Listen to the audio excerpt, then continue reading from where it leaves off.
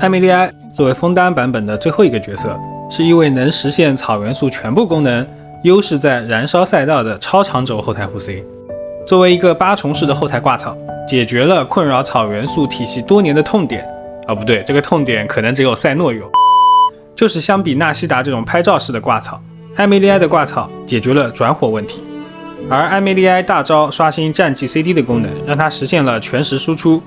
和别的角色不同，它完全没有真空期。那这种设计有利于艾米莉埃在各种队伍里做插件，输出也好，挂草工具人也好，在轴上它真的有非常强的优越性。而在数值上，艾米莉埃是一个伤害充足的后台角色，且自动攻击不 miss，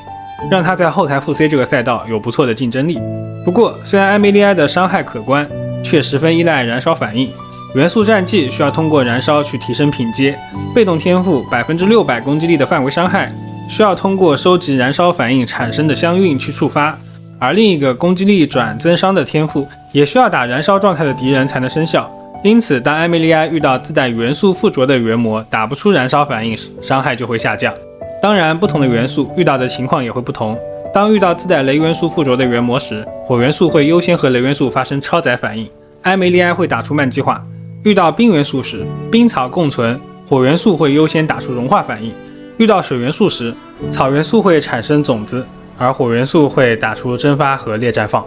遇到火元素元魔时，燃烧反应正常触发，但没有伤害；遇到风炎元素时，燃烧反应会正常触发。所以相对来说，艾米莉埃不擅长应对自带冰水元素的环境。不过，虽然艾米莉埃不擅长，但从队伍的角度来看，火元素面对冰水时有优势。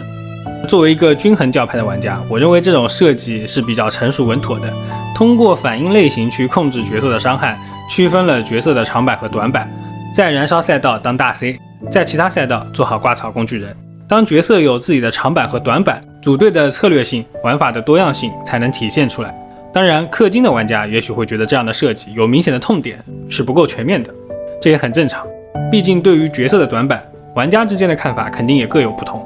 那说回到艾米莉埃的设计，它是很典型的枫丹思路，就是我们之前总结的，把元素反应当成增伤启动器。这样的设计越多，说明未来划分赛道的思路越明确。